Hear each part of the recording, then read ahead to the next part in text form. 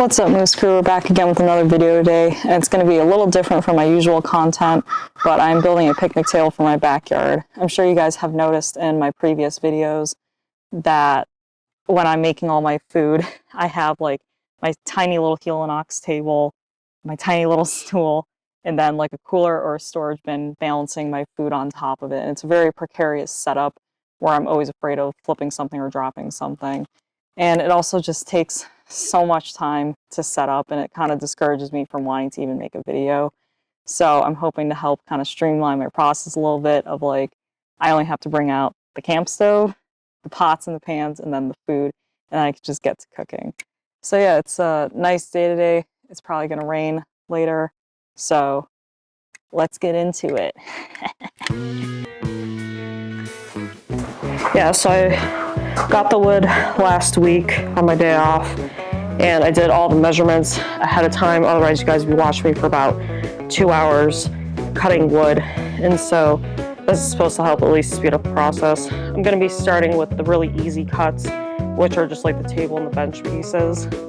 And then I'll start going into what I call the weirder cuts, where it's like, you know, 45 degrees angle from a corner and stuff. And yeah, so the first time using my circular saw, I gotta make sure it's all adjusted.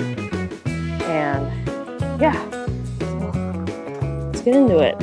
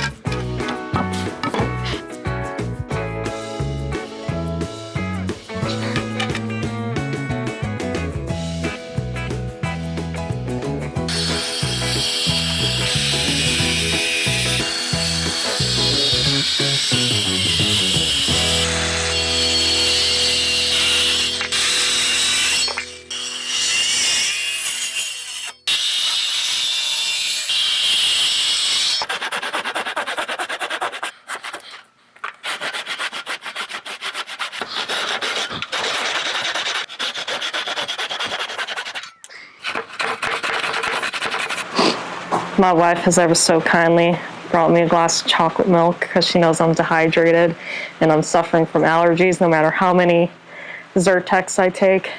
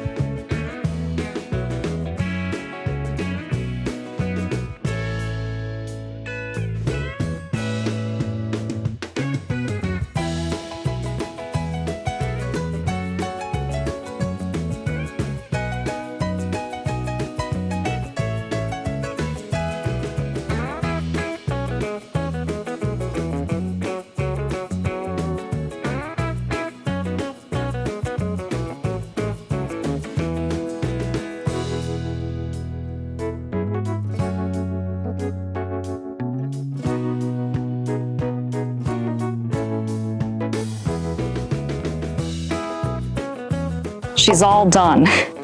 So, okay, she looks a little lopsided in this video, but that's because my backyard has a downhill slant, so I threw some pallet pieces underneath this side to try to raise it up a little bit, but it's pretty close to being as level as I can get it.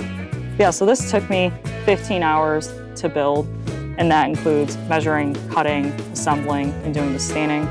I let this sit for a week to let the stain dry out because I didn't read the instructions on the stain, and I did 2 coats when I was only supposed to do 1 coat, but just letting it sit out in the sun seemed to help dry it out, and I did some extra little wipe downs, even though you didn't see me wipe it in the video. I did wipe it down. But yeah, so I'm a recreation technician by trade, so I've built so many picnic tables in my life. And when I got the plans from Woodworking Academy USA, I was like, oh, that'd be pretty easy. I can totally do that. And then the other reason I wanted to build a picnic table was because my local hardware store was selling picnic tables that looked just like this. But they were charging almost $400 for it. And I was like, I can definitely build it, and I can definitely make it for cheaper. So not including labor, which I know is why it's probably more expensive, is because, you know, you have to pay people for that. My total came out to about $283. The most expensive thing was all the wood and then the bucket of stain, because that was about $50. And the wood I got was a mix of like Doug fir and larches all just mixed together. So there are some pieces that have some like rounded, imperfected edges that some people would get really upset about being given, but I really like it because it has some character to it now, and it's mine, and I built it, and there's some satisfaction in that, you know? So yeah, I'm super excited over it.